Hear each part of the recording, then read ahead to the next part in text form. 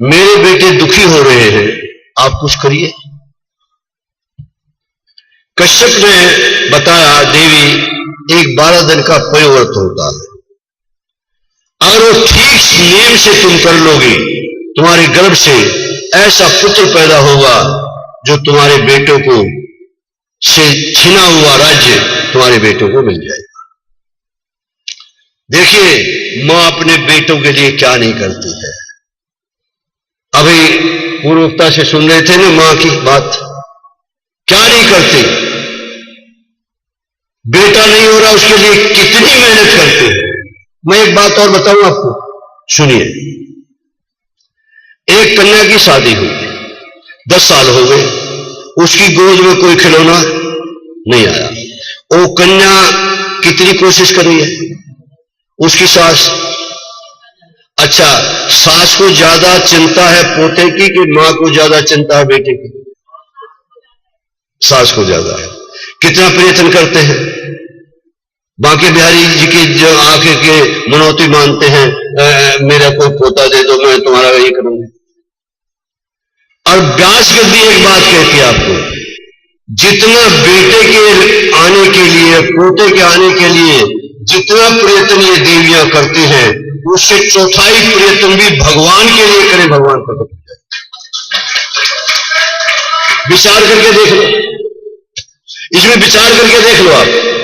जितना प्रयत्न पोते और बेटे के लिए किया जा रहा है, कहीं बता देगी कोई कि वहां उसने दवाई दी थी, उन्हें आशीर्वाद दिया था, उसको बेटा हो गया, कितनी दूर हो वहां दौड़ जाएगी। और वृंदावन आकर के कथा सुनने के लिए भोगों के लिए जी तोड़ मेहनत करता है और भगवान के साथ योग के लिए कुछ करता है। और यही कारण है हम दुखी हो रहे हैं। और दुखी क्यों हो रहे हैं? आवागमन के चक्कर में पड़े हैं। जन्म हुआ है, एक दिन इस शरीर का नाश होगा। इस शरीर का नाश होते ही आत्मा को दूसरा शरीर मिलेगा, और दूसरा शरीर मिला, फिर कुछ दिन उस शरीर में रह करके फिर वो शरीर खत्म होगा, आत्मा को तीसरा शरीर मिल जाएगा। ये चक्कर चला हुआ है सदियों से। कितने जन्म हमारे हो चुके, कितनी बार हम माता के गर्भ में जा चुके, आ चुके, इसकी गिनती नहीं है। शास्त्र कहता है तुम तारे भले ही गिन सको, लेकिन तुम्हारे कितने जन्म हो चुके उसकी गिनती नहीं है। आइए, अब उसने प्रवर्त किया, अपने बेटों की राजगद्दी शोक की मिल जाए, उस देवी ने प्रवर्त किया। उसके गर्भ से बाण भगवान का प्राकट्य हुआ। किसका? बाण भगवान का प्राकट्य हुआ। और बाण भगवान का जब प्राकट्य हुआ तो बाण भगवान देवताओं को उनका राज दिलाने के लिए, स्वर्ग का राज दिलाने के लिए वहां से चले। राक्षसों का राजा बलि, राक्षसों का राजा बलि यज्ञ कर रहा था। मंत्रोच्चारण से आहुति दी जा रही थी, विद्वान पंडित बैठे थे। जब वो ब्रह्मचारी के रूप में बाण भगवान वहां पहुंचे तो इतना तेज कि राजा बलि भी खड़े हो गए, और राजा बलि खड़े होकर के जितने आचार्य थे वो भी खड़े हो गए। और राजा बलि ने कहा, ब्रह्मचारी आज मैं धन्य हो गया, मेरे इस यज्ञ में एक ऐसा ब्रह्मचारी आ गया, बोलो क्या चाहिए? बाण भगवान रूपी भगवान ने कहा, राजन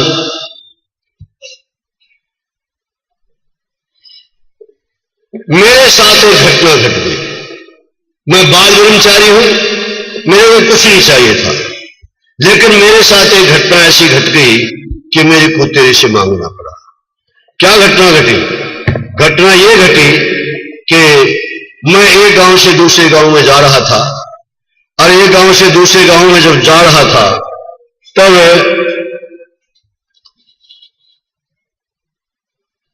रात हो गई। एक गांव में जब रात हो गई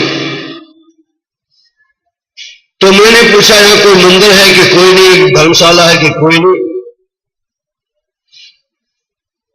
ढूंढ ढूंढते ढूंढते रात की 10:30 बज गए। एक सेठ की कोठी थी और कोठी के अंदर बरामदा था। मैं बरामदे में 10 बजे से लेकर के 11:30 बजे तक भजन करता रहा। 11:30 बजे मैं सोया, 3 बजे उठ करके मैं भजन करने लगा।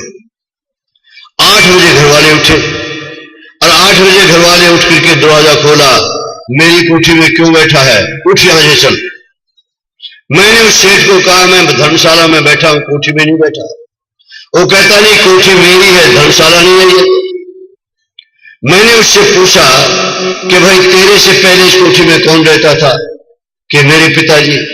कि तेरे पिताजी से पहले मेरे दादाजी, और तेरे दादाजी से पहले मेरे परदादाजी, और तेरे बाद कौन रहेगा? वो बेटा बैठा है, और उसके बाद मेरा वो पोता बैठा है। शेर जी, जिस मकान में यात्री बदलते रहते हैं वो कोठी नहीं होती, वो धर्मशाला होती है। मैं तो धर्मशाला में बैठा। लेकिन बली महाराज क्या बताऊं, तो धक्का मार करके मेरे को बाहर कर दिया कोठी में। उसकी समझ में बात है। अच्छा, अब आप बताओ, आप धर्मशाला में रहते हो कि कोठी में रहते हो?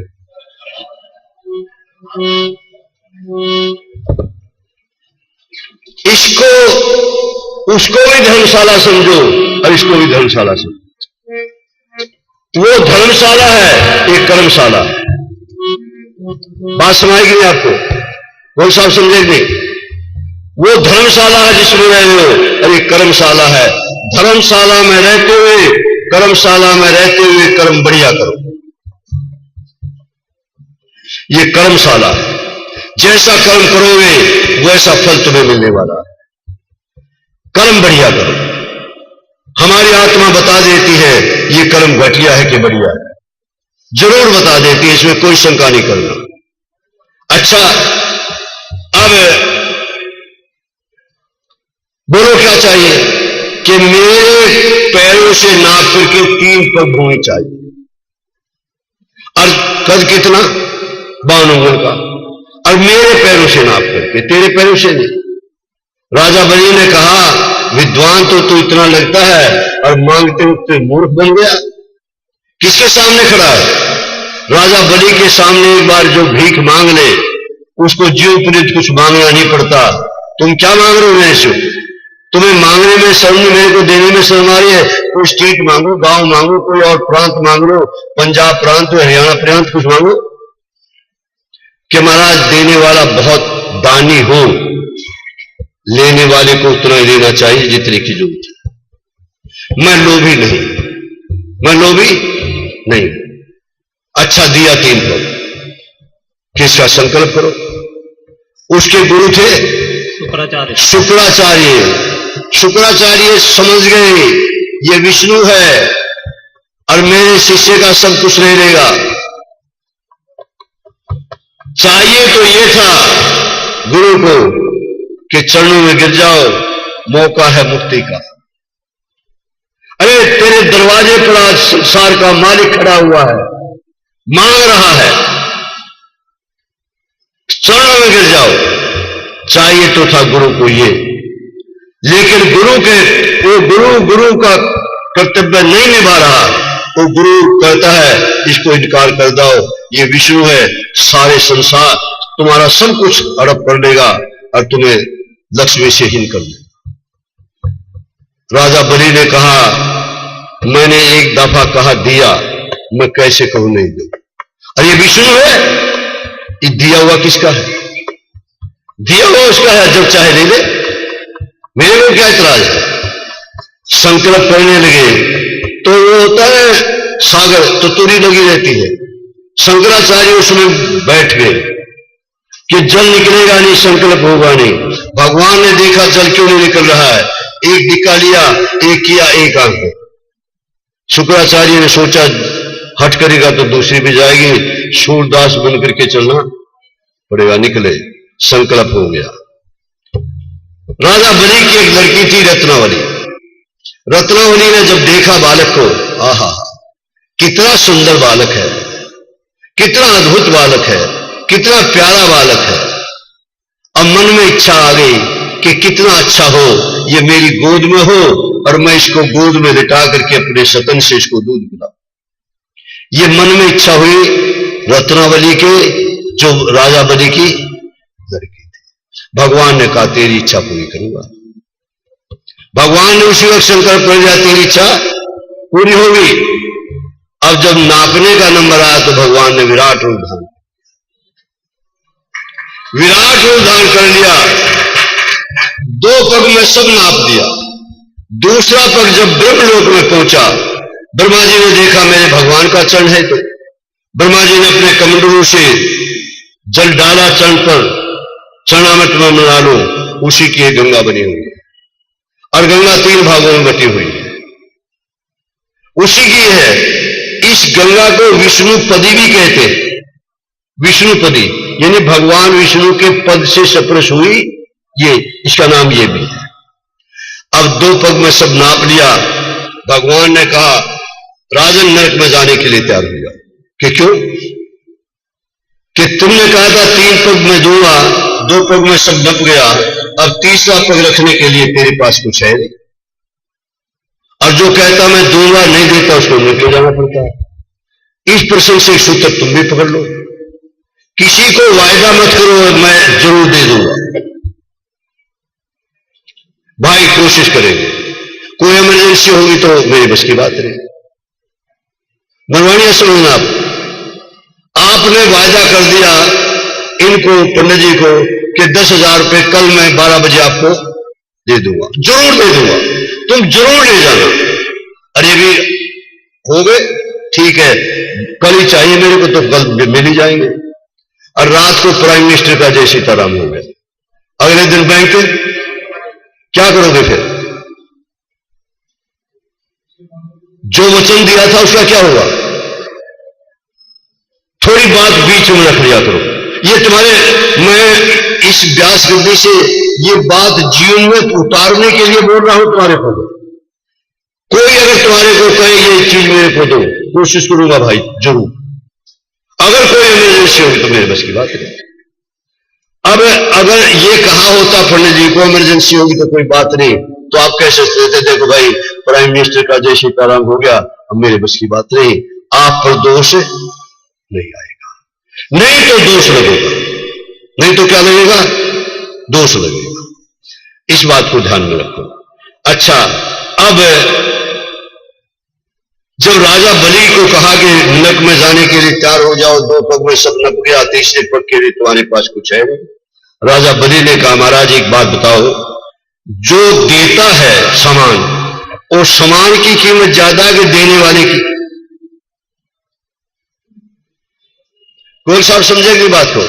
सामान की कीमत ज्यादा है देने वाले की? कि देने वाले की? अभी मैं हूं, तीसरा पग यहां रखो। और तीसरा पग यहां रखा और पाताल का राजा बना गया। क्यों? देवता सो का राजा क्यों नहीं बनाया?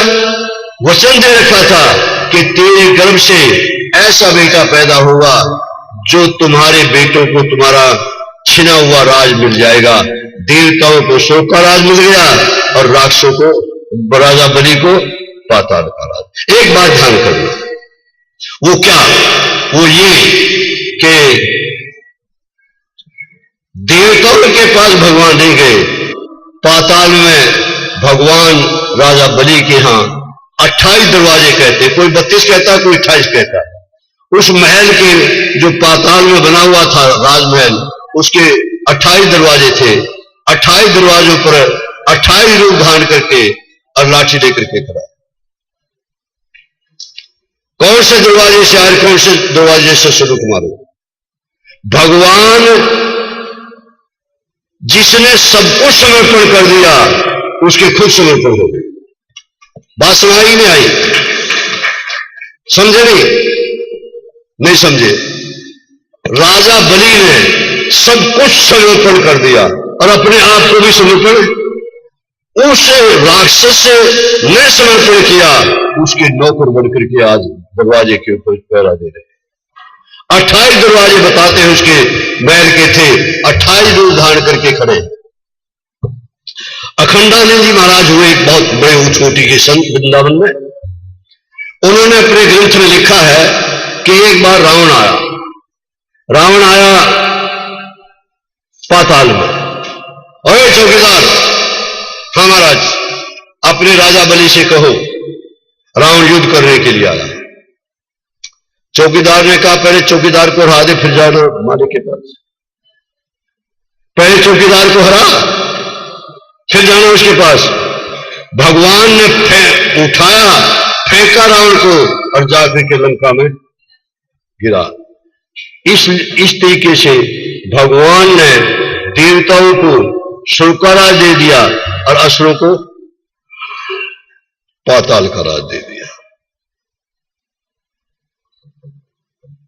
अब देखिए, जब ऐसा हुआ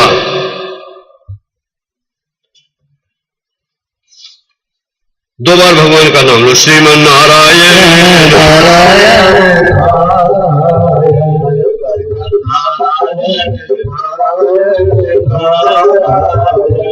श्रीमन नारायण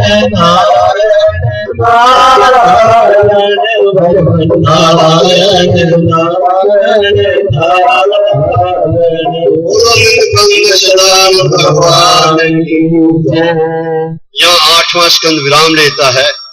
इसके साथ ही ललित चलो भाई। तेरे द्वार बड़ा भगवान भगत बर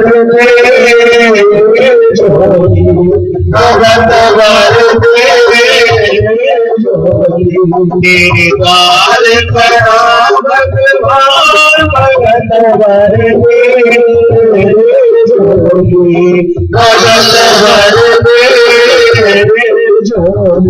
मेरा होगा बड़ा एहसान के युग युग तेरी शान भगत बर भगत बर डोल उठी सारी धरती पे बोला सारा डोल उठी सारी धरती पे बोला सारा वीर मांगने आया तेरे कपाल हारे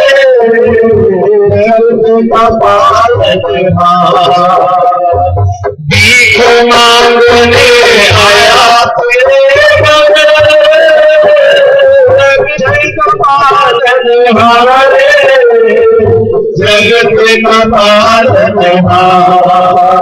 मैं आज तेरा मेहमान करने दे मुझसे तेरा पहचान भगत बर भगत बर बार बड़ा भगवान भगत बर भगत बर तेरा होगा बड़ा एहसान युग युग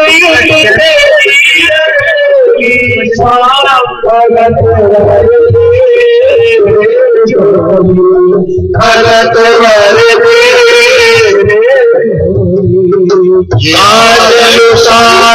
सर्वस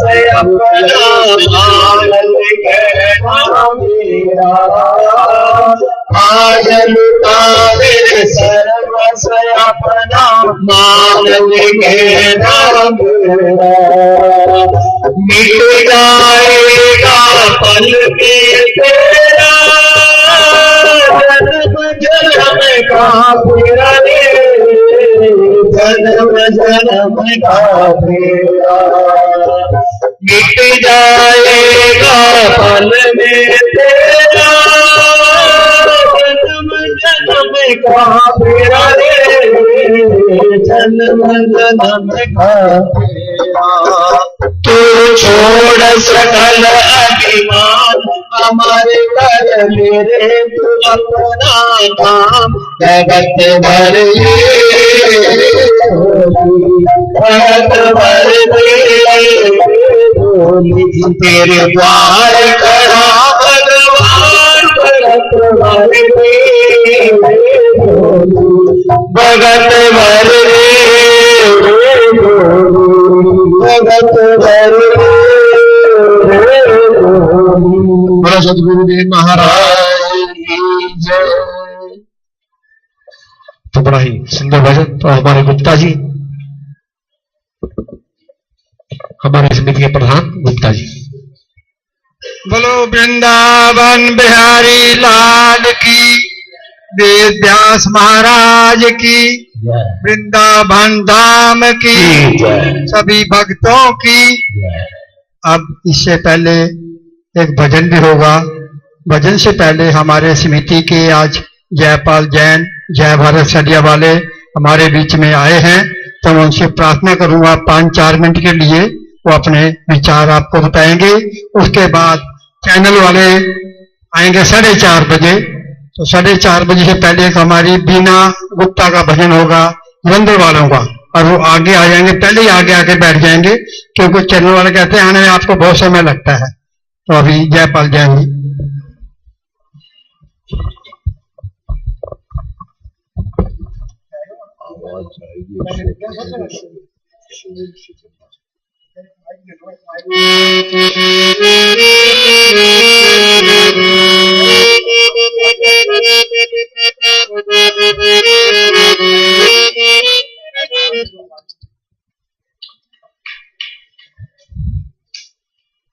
व्यास गद्दी पे विराजमान संत मुकुंद हरि जी,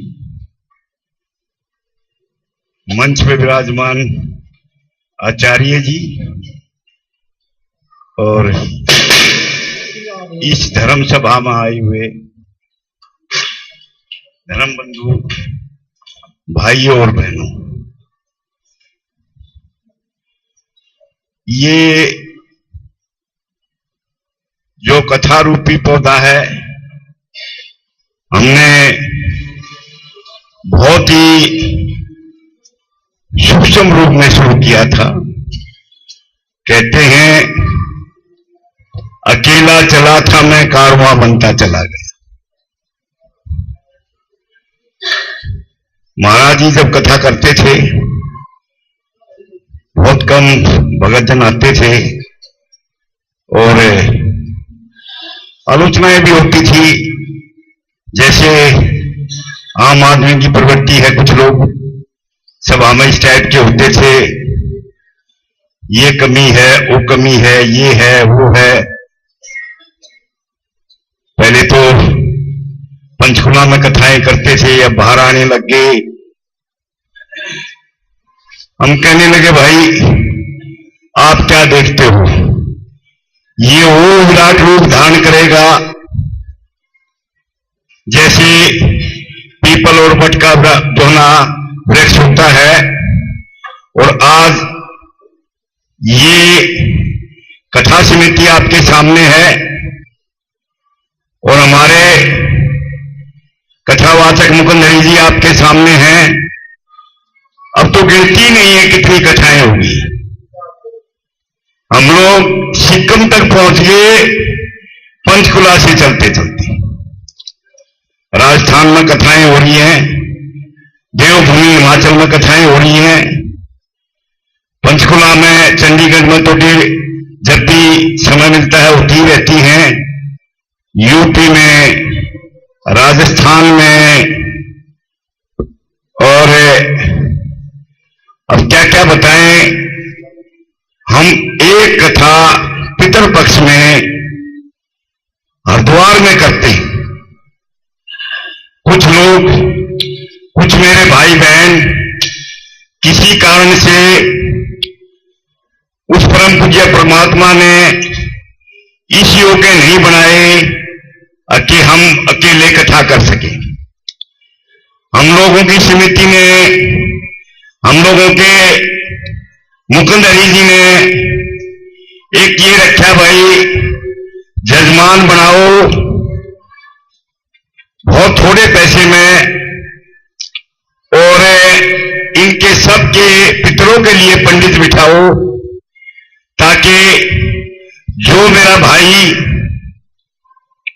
सप्ताह नहीं करवा पाता है वो गंगा जी के किनारे शालिग्राम घाट पे आए और अपनी जैसी उसकी चद्दर है उसी के अपने हिसाब से अपने पितरों का उद्धार कर सके। उसकी हमने मिनिमम राशि 7-8 हजार से शुरू की थी। थोड़ा महंगाई की वजह से 11,000 15,000 तक भी पहुंच गई अगर हम बाहर जाते हैं। उसी में रहना खाना सब चीज। तो इस कड़ी के अंदर हमारे पास 70 80 जजमान हर पितर पक्ष में हो जाते हैं। एक कथा हम बाहर करवाते हैं, जैसे चित्रकूट में हुई, जैसे नैमिषारण्य में हुई। 2 कथाएं पहले एक वृंदावन में हुई थी, एक अब दोबारा फिर वृंदावन में ये विचार बना। पहले तो ये विचार बना था कि द्वारकाधीश में ये कथा करवाई जाए। हमारे जो समिति के प्रधान हैं दिलीप जी और हमारे बंसल परिवार हैं ईश्वर जी, पृथ्वीराज जी और पूरा परिवार और मेरे दोस्त हैं और भाई हैं, समिति के सदस्य हैं, सबने निर्णय भी कर लिया था। मगर गुरु जी का ऐसा विचार आया, देखो भाई हमारे साथ जिस किस्म के भक्तगण जाते हैं इतनी दूर, कई बार हम ये यहां से दूसरे छोर पे लेके जाएं, हो सकता है अगर भाई हम ये व्यवस्था ना कर पाए या जो हमसे लोग चाहते हैं वो व्यवस्था हम ना दे पाए। इसलिए मेरा मन नहीं मानता कि द्वारकाधीश में अभी हम कथा करें। तो चलो कथा तो अनाउंस हो ही गई थी। वो कथा जो ना यहाँ द्वारकाधीश की बजाय उसी के धाम में यहाँ वृंदावन में हो रही है। ये हुआ फागुन का महीना है। लोग यहाँ फागुन के महीने में जो है बाल गोपाल के दरबार में विशेष जो ना होली वगैरह का भी प्रोग्राम होता है और ये है सब लोग उसको भी देख सके। मैं हमारा कहने का तात्पर्य ये है कि हमारे गुरुजी, हमारे कथावाचक श्री मुकुंदी लाल जी एक ऐसे साधारण परिवार से आते आते इस मुकाम पे पहुंचे हैं कि हर छोटी सी जगह में भी ये कथा कर देते। आप देखो निःशुल्क पल्ले से पैसा खर्च करते हैं, जो हम देते हैं वही ये भी देते हैं। आज के दिन में आलोचना नहीं करता, मगर आप देखते हैं कथाओं के सौदे होते हैं, क्या कथाओं में पैसे बटोरे जाते हैं। आपके सामने है, ये कोई कहने की बात नहीं है। जिस कन्हैया के नाम से दुनिया तर गई उस कन्हैया के नाम से लोग पैसे बटोर रहे हैं। हम लोगों को देख लो, कम से कम पहले गुरु जी ने कहा कि भाई इतनी संगीत वगैरह की जरूरत नहीं है, लिमिटेड इन्होंने अपना ये रखा। उसके बाद ये कहा नहीं भाई ये तो चैनल जो ना चला रहे हैं उदयपुर वाले और दिखा रहे हैं, ये कह रहे भाई इस फोटो की जरूरत नहीं है, क्या काम आते हैं, हम ये बनाते हैं क्या काम आते हैं, इसमें पैसा वेस्ट होता है और इसमें हमारे भगत के ऊपर जो है खर्चा पड़ता है। कहने का मतलब ये है कि वो लोग जो थोड़े से थोड़े पैसे में कथा करवाना चाहते हैं या करवाते हैं, हमारे गुरुजी जो हैं उनके लिए तत्पर रहते हैं। देखो समय का बड़ा अभाव है और बहुत कुछ है, ऐसा गुणगान सोचते हैं कि अपने गुरु जगह हम गाते रहें।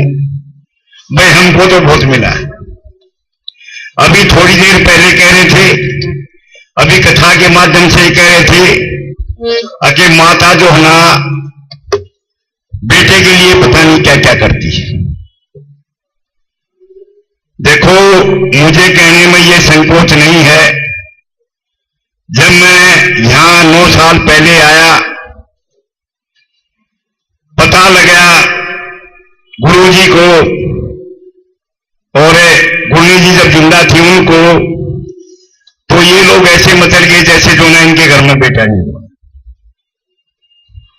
जब से मैंने इनका साथ किया है, ये जो ना कथा इनके साथ जुड़ा हूं, दिलीप जी के साथ और समाज के साथ, 4 पोते हुए हैं, 4।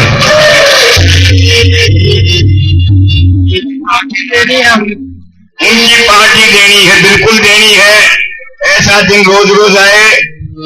पहले छोटे बेटे को लड़का हुआ, फिर एक दिल्ली मेरा बेटा रहता है, उसको लड़का हुआ, और अब सबसे, और अब जिस बेटे को बहुत देर से अब नहीं था, उसको व्यास समेत गुरुजी के इस व्यास गद्दी से हमको 2 बेटे, इकट्ठे 2 बेटे दिए। और मैं तो बड़ा शुक्रगुजार हूँ गुरुजी का, इसका जो ना कथा समिति का। और मैं ये चाहता हूँ कि आप निरंतर गुरुजी से जुड़िए, आपके यहाँ कोई कमी नहीं रहेगी। जय श्री राम। अब मैं प्रार्थना करूंगा बीना गुप्ता जी जलंधर से, उनका एक भजन है, कृपया 5 मिनट का भजन बोले। मेरी ये प्रार्थना है, 5 मिनट से ज्यादा समय हमारे पास नहीं है, चैनल वाले आने वाले हैं। अगर बीना गुप्ता नहीं है तो मैं दूसरा नाम अनाउंस करता हूँ। तो सेक्टर 11 से महिला मंडल के हमारे एक बहन जी आए हुए हैं, नाम मुझे नहीं पता, वो जल्दी 5 मिनट के लिए आए, ये तो आगे का कार्यक्रम करेंगे। सिर्फ 5 मिनट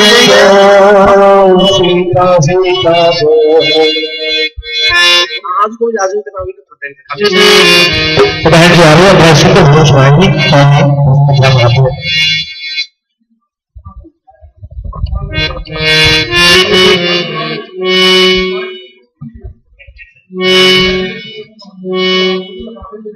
बोलो बांके बिहारी लाल की जय। मोटे डाल गयो रंग लाल, ओ रसिया होली में मोपे डाल गयो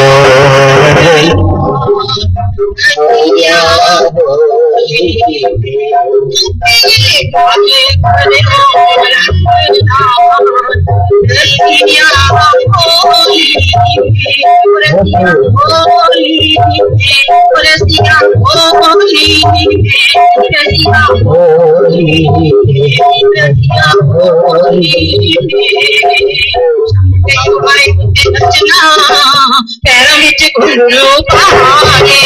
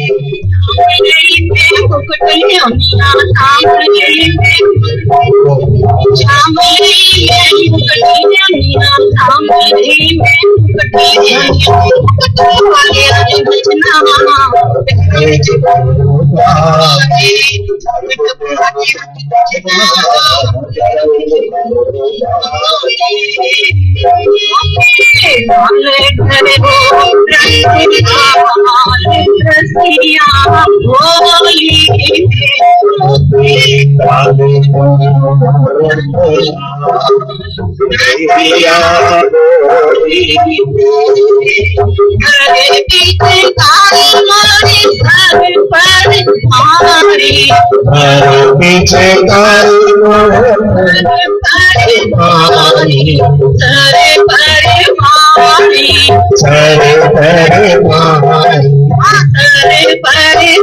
सारे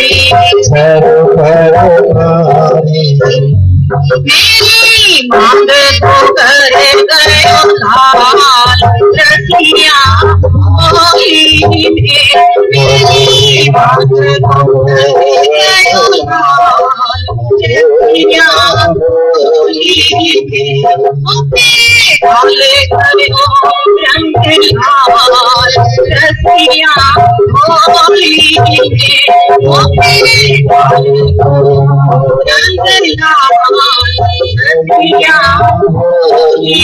में, रसिया होली में, रसिया होली में, रसिया होली में, रसिया होली में।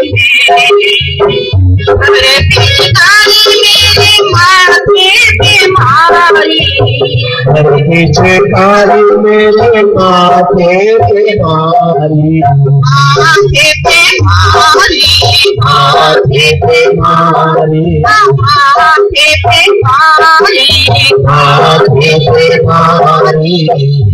मेरी बिटिया को कर गयो लाल रसिया होली में, मेरी बिटिया को कर गयो लाल रसिया होली में, डाले गयो रंग लाल रसिया होली में, डाले गयो रंग लाल रसिया होली में, रसिया होली में, रसिया होली में, रसिया होली में, रसिया होली में।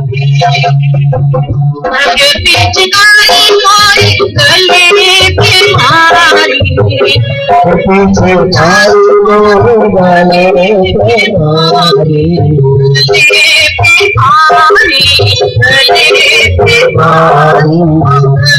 पे मारी, गले पे मारी, मारी। मेरे पारे को कर गयो लाल रसिया होली में, मेरे पारे को कर गयो लाल रसिया होली में, डाले गयो रंग लाल रसिया होली में, डाले गयो रंग लाल रसिया होली में, रसिया होली में, रसिया होली में, रसिया होली में, रसिया होली में।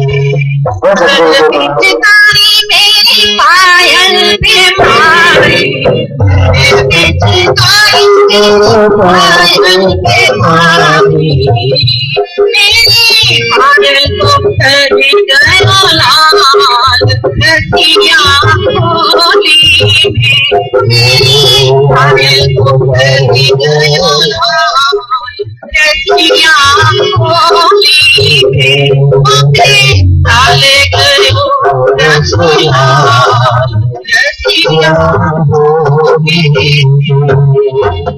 बोलो बांके बिहारी लाल की।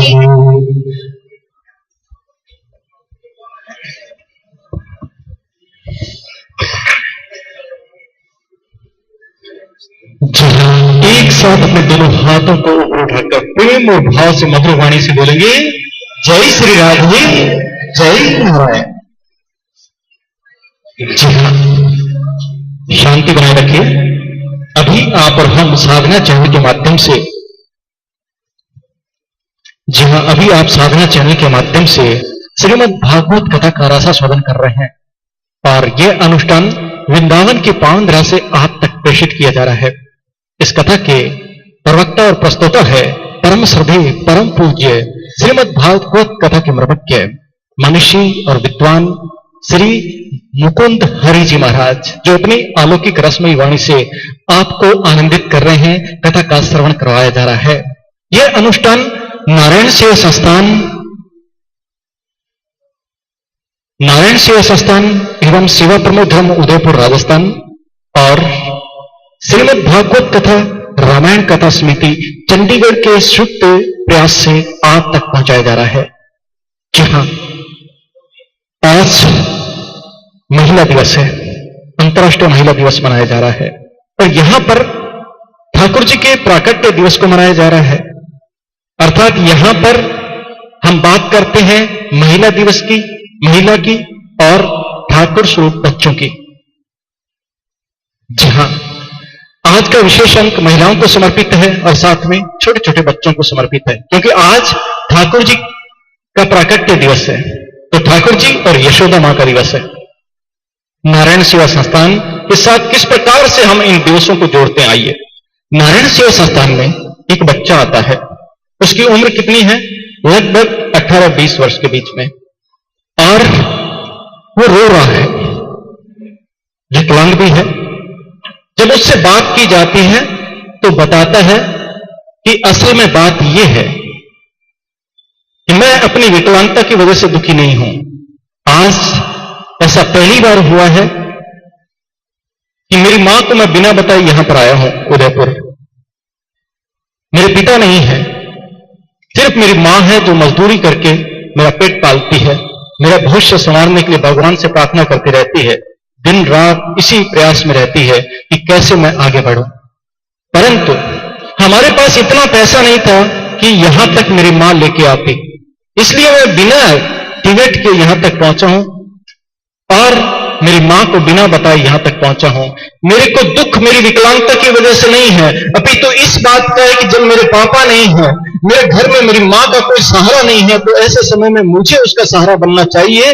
अभी तो इस उम्र में मेरी मां मेरा सहारा बनती है, मुझे इस बात का दुख रहता है, इस बात से मैं दुखी रहता हूं। नारायण सेवा संस्थान से मैं भीख मांगता हूं, प्रार्थना करता हूं कि मेरे को मेरे पैरों पर चला दो, मैं मेरे मां का सहारा बनना चाहता हूं। और वो रोने लगता है। उसको सांत्वना दी और साथ में उसको बताया कि तुम्हें पता है जब तुम इकलौते बच्चे हो मां के, तो फिर बिना बताए यहां तक क्यों पहुंचे? तुम्हें पता है तुम्हारी मां कितना परेशान होती होगी, कितना दुखी होती होगी। वो कहता है कि हां मुझे पता है, मुझे पता है कि आज जितना मेरी मां परेशान हुई है उतना वो कभी नहीं हुई होगी, परंतु मैं मेरी मां के चेहरे पर वो खुशी देखना चाहता हूं जो खुशी उसके आज तक मैंने नहीं देखी है, और वो खुशी सिर्फ नारायण सेवा संस्थान ही दे सकता है। जब मैं अपने पैरों पे चल के जाऊंगा तो मां इतना खुश होगी जितना आज तक कभी नहीं हुई है। तो वो खुशी मैं देखना चाहता हूं और मुझे पूरा विश्वास है यहां आके मैं अपने पैरों पे चल के जाऊंगा और मेरी मां मेरी सारी सजाओं को माफ कर देगी, सारी भूल को माफ कर देगी। इस तरह मेरे गुनाहों को धो देती है। मुनव्वर राणा की अक्सर ये पंक्तियां याद आती है जब उसने ऐसा कहा कि इस तरह मेरे गुनाहों को धो देती है मां, जब कोई गुस्सा होती है रो लेती है। इस तरह मेरे गुनाहों को धो देती है मां, जब भी गुस्सा होती है रो लेती है। और वो कहता है कि एक दिन मां की कृपा से, मां के प्रयास से, मां जो भगवान से दुआ प्रार्थना करती रहती है मेरे भविष्य के लिए कि मैं एक दिन बड़ा आदमी बनूंगा, तो अवश्य मैं बड़ा आदमी बनूंगा। कांपते होठों से मां जो दुआ देती है, हे खुदा, हे ईश्वर, तेरे होने का पता देती है। तो मां के आशीर्वाद से एक दिन मैं बड़ा आदमी अवश्य बनूंगा। परंतु मैं आपसे निवेदन करता हूं, मैं नारायण सेवा संस्थान के आगे गिड़गिड़ाता हूं कि मुझे मेरे पैरों पर खड़ा कर दीजिए, चाहे कितनी भी कोशिश कीजिए। मैं मेरी मां के आंसुओं को पहुंचना चाहता हूं, मेरी मां का सहारा बनना चाहता हूं। तो इस तरह से नारायण सेवा संस्थान ने उसको सांत्वना दी कि देखो तुम हिम्मत रखो,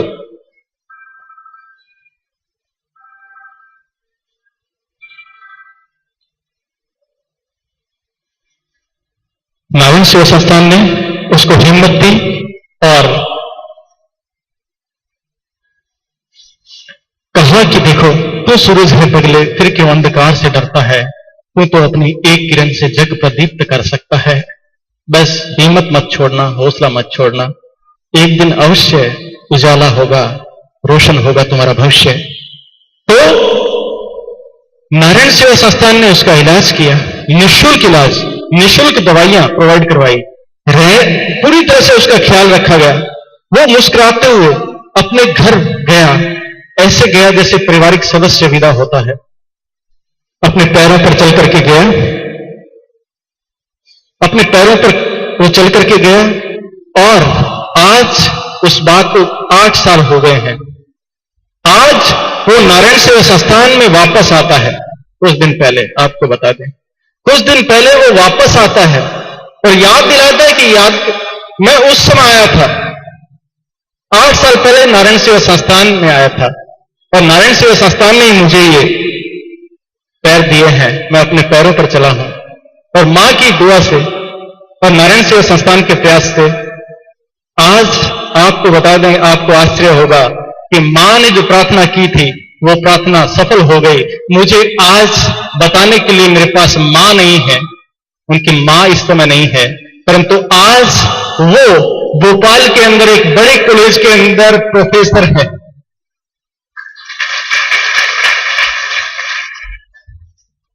ऐसी बहुत सी मार्मिक घटनाएं हैं।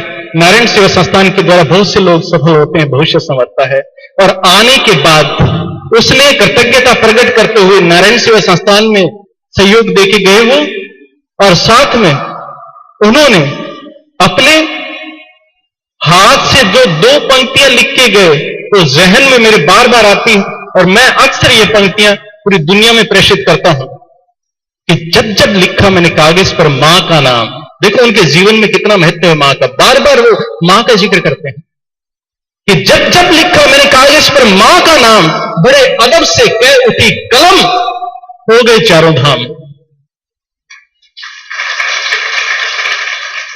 जब जब लिखा मैंने कागज पर मां का नाम, कलम बड़े अदब से कह उठी, हो गए चारों धाम।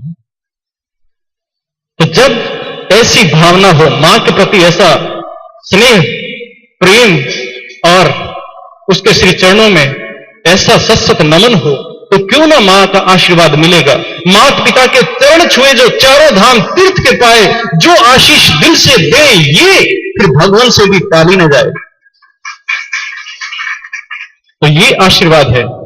आप अपनी मां के श्री चरणों में चारों धाम के दर्शन कर सकते हैं, वही आशीर्वाद ले सकते हैं जो इतना घूम फिर के लेते हैं। तो एक बार उसका सम्मान करके देखिए। आज महिला दिवस है, तो ऐसे मौके पर मां के प्रति आप लुटा दीजिए अपने प्रेम और स्नेह को, और महिलाओं को सम्मान दीजिए।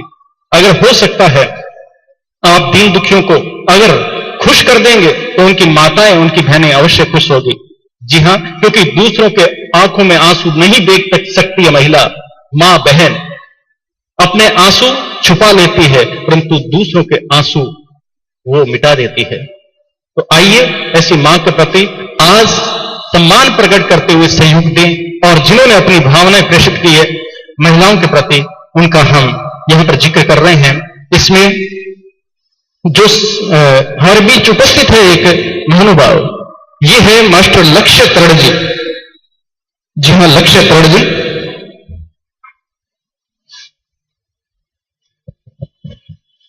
जी मास्टर लक्ष्य तरण, और इनके जो ग्रैंडफादर है, जो इनके दादाजी है मरीराम तरण जी, जो एडवोकेट है सिंगरिया राजस्थान से।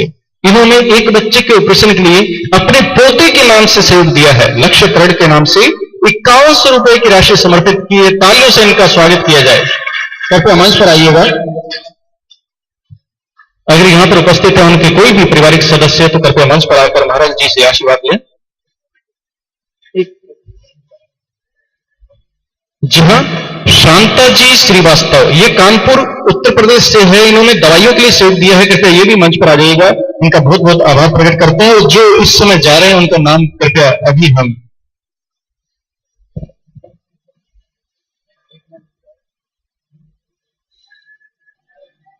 जी श्रीमान राधेश्याम जी, ये चंडीगढ़ से है, जयपुर चंडीगढ़ से है। इन्होंने नारायण सेवा संस्थान के लिए सहयोग दिया है। इनका हम आभार प्रकट करते हैं। इस अनुष्ठान में इनका योगदान है, इनकी आहुति है। कृपया मंच पर आइएगा, इनका भी स्वागत किया जा रहा है। ये यहां पर अपनी उपस्थिति दी, इसके लिए भी हम इनका आभार प्रकट करते हैं। इसके अलावा साधना चैनल से जो भी जुड़े हुए महानुभाव श्रोता दर्शक ध्यानदाता, वो भी सहयोग देने का भरसक प्रयास कर रहे हैं। इनमें से है गोविंदलाल जी, श्रीमान गोविंदलाल जी, सन ऑफ कुलदीप जी, सीमा जी फतेहाबाद से, ये एक बच्चे के ऑपरेशन सहयोग की राशि दे रहे हैं 51 रुपए की। इनका भी बहुत बहुत साधुवाद ज्ञापित करते हैं। तालियां बजती रहनी चाहिए। जी हाँ। इसके अलावा गुलाब देवी भीलवाड़ा राजस्थान से, ये भी एक बच्चे के ऑपरेशन के लिए 5000 रुपए के सहयोग की घोषणा करवाते हैं। इनका भी बहुत बहुत धन्यवाद। शीला चंद्र जी पंजाबी, ये शीला चंदू जी पंजाबी है और ये मुंबई रहते हैं, मुंबई से घोषणा करवा रहे हैं एक बच्चे को ऑपरेशन के लिए 5000 की। इनका भी बहुत बहुत साधुवाद। इसके अलावा सुजाता राज जी, ये भोपाल एमपी से 2 बच्चों के ऑपरेशन के लिए 9500 रुपए की सहयोग की घोषणा करवाते हैं। इनका भी बहुत बहुत हम तालियों के साथ आभार प्रकट करते हैं। इसके अलावा डॉक्टर जय पंचोली अजमेर राजस्थान से एक बच्चे के ऑपरेशन के लिए 5100 रुपए की सहयोग की घोषणा करवा रही है। तो इस डॉक्टर्स का हम आभार प्रकट करते हैं। तो आप सभी दानदाताओं और भामाशाहों का हम एक बार पुनश्च तहे दिल से इस्तकबाल करते हैं, खैर मकदम करते हैं और अपेक्षा करते हैं कि आप यूं ही अपनी भावनाओं को प्रेषित करते रहेंगे। जी हां, वशिष्ठ स्मृति में लिखा हुआ है दानिम सर्व कामान्वा पनौती। जी हां, दानिम सर्व कामान्वा पनौती, वशिष्ठ स्मृति में लिखा हुआ ये, अर्थात दान करने से हमारी सभी जो इच्छाएं हैं वो पूर्ण हो सकती है। आप जो भी सकारात्मक इच्छाएं जो भी रखते हैं वो इच्छाएं पूर्ण हो सकती है अगर आप दान करें तो। हम दावे के साथ कह सकते हैं कि जिन्होंने भी दान किया है वो कभी गरीब नहीं हुआ है। कभी आपने सुना है कि कोई दान करके गरीब हो गया हो? हाँ, अमीर बनते अवश्य सुना है। चिड़ी चोंच भर ले गई नदी न घटे अमीर, दान किए धन ना घटे कह गए दास कबीर। तो दान करने से कभी धन घटता नहीं है, अभी तो इसके बाद बताएं कि इजाफा ही होता है। आशा करते हैं आप जरूर इन भावनाओं को समझेंगे, सहयोग देंगे और सहयोग देने के लिए टीवी स्क्रीन पर बराबर नारायण सेवा संस्थान के संपर्क सूत्र फ्लैश किए जाते हैं। इन नंबरों पर संपर्क करें, सहयोग देके सौभाग्य अर्जित करें। इसके अलावा महाराज जी से अगर आप अपने एरिया में, अपने क्षेत्र में, अपने आसपास, अपने घर में अगर कोई भी कथा करवाना चाहते हैं, श्रीमद् भागवत कथा, रामायण कथा या फिर गीता, तो अवश्य संपर्क कर सकते हैं और ये कथा निःशुल्क करते हैं। तो आशा उम्मीद है अवश्य ही आप अपरोक्ष रूप से सहयोग देंगे, इसी आशा उम्मीद के साथ आइए पुणे चलते हैं श्रीमद् भागवत कथा के श्री चरणों में। एक साथ अपने दोनों हाथों को ऊपर उठाकर प्रेम और भाव से मुस्कुराते हुए जय श्री राधे, जय नारायण। बोलो श्री वृंदावन बिहारी लाल की जय। बहुत सुंदर आपने अभी सुना। चिड़ी चोंच पर ले गई नदी ने घटियो नीर, दान दे धन ना घटे कह गए भगत कभी। तो जो प्रार्थना व्यास गद्दी से इधर से हो रही है उसमें सभी अपना सहयोग देने की कृपा करेंगे जो उसी सामर्थ्य है। एक प्रश्न आया है हमारे पास। सदगुरु जी महाराज ऐसा कि निशाना पड़ जाए, सुमिर ने ऐसा कीजिए हिले न जीव ना होठ। देखिए, ये प्रश्न करने वाले ने ठीक से प्रश्न नहीं किया है। मैं आपको एक बात बताता हूं इसके बारे में। मैं उनके भाव को समझ गया हूं जो जिन्होंने ये पर्ची भेजी है। एक होता जप किसे कहते हैं? अपने गुरु मंत्र का जाप हम जिह्वा से करते हैं, जीभ भी हिल रही है और गुरु मंत्र का जाप हो रहा है, कान हमारे सुन रहे हैं, उसको कहते जप। जैसे माला हाथ में है, ओम नमः शिवाय, ओम नमः शिवाय, ओम नमः शिवाय, ओम नमः शिवाय, ये जप है। जप का बहुत महत्व है। गीता के 10वें अध्याय के 25वें श्लोक में भगवान कहते हैं यज्ञों में जप यज्ञ में हूं। जप यज्ञ है और भगवान कहते हैं जपो यज्ञों में जप यज्ञ में हूं। ये जप का इतना महत्व है, लेकिन सुमन का इससे कई 100 गुना महत्व है। अपने जप को सुमन में बदलिए। सुमन में कैसे होता है? सुमन उस समय कहा जाता है जब मन मंत्र के साथ हो। मन भी मंत्र के, जिह्वा के साथ तो मंत्र है लेकिन मन भाग जाता है। आप ध्यान करके देखिए, मन दौड़ जाता है। मन को मंत्र के साथ कैसे जोड़े, उसकी विधि सुनिए आप। एकांत में बैठे, और मैं तो कहूं कि ब्रह्म मुहूर्त में उठ करके एकांत में, जब सब परिवार के लोग सो रहे हो, तुम और तुम्हारे ठाकुर जी जाग रहे हैं, उस समय स्नान करने की व्यवस्था, स्नान करके बैठिए। नहीं तो अंदर का स्नान करना, हमने बाहर के स्नान की कोई खास बात नहीं है। और होठ बंद कर लीजिए, जिब्बा अपने आप तालू के साथ लग जाएगी, बोलना नहीं है। ठाकुर जी तुम्हारे इष्ट देव और तुम्हारे गुरुदेव की प्रतिमा अगर सामने है, आंखें बेशक खोल के रखिए, बेशक बंद करके रखिए, और अंदर से तुम्हारा गुरु मंत्र निकले, और मन की ड्यूटी लगा दो कि मंत्र कितने हुए, गिनने की ड्यूटी लगा दो, मंत्र कितने निकले अंदर से। तो गिनने के लिए मन को मंत्र के साथ रहना पड़ेगा, और मन मंत्र के साथ रह गया तो जब से सुमन में बदल जाएगा। एक बात। दूसरी बात यह भी हो सकती है कि अपने गुरु मंत्र को मन की ड्यूटी लगा दो चेकिंग करने की, मेरा गुरु मंत्र ठीक से उच्चारण हो रहा है कि नहीं हो रहा, कहीं गलत तो नहीं हो रहा। इसकी ड्यूटी लगा दो मन की कि चेकिंग कर, गलत तो नहीं हो रहा। तो चेकिंग करने के लिए मन को मंत्र के साथ रहना पड़ेगा। तीसरी बात यह है कि मन से अपने गुरु मंत्र को मन से दीवार पर लिखिए। मन से लिखना, हाथ से नहीं लिखना, मन से अपने गुरु मंत्र को किस पर लिखिए, दीवार पर या आकाश में लिखिए। जब वो लिखोगे तो भी मन मंत्र के साथ रहना, ये है उसका उत्तर जो उन्होंने लिख करके मेरे को भेजा है। किसी और भाई का, बहन का, कोई बेटी का कोई और प्रश्न हो तो हमारे को चिट भेज दे, हम ठाकुर जी से पूछ करके उसका उत्तर देने की चेष्टा करेंगे।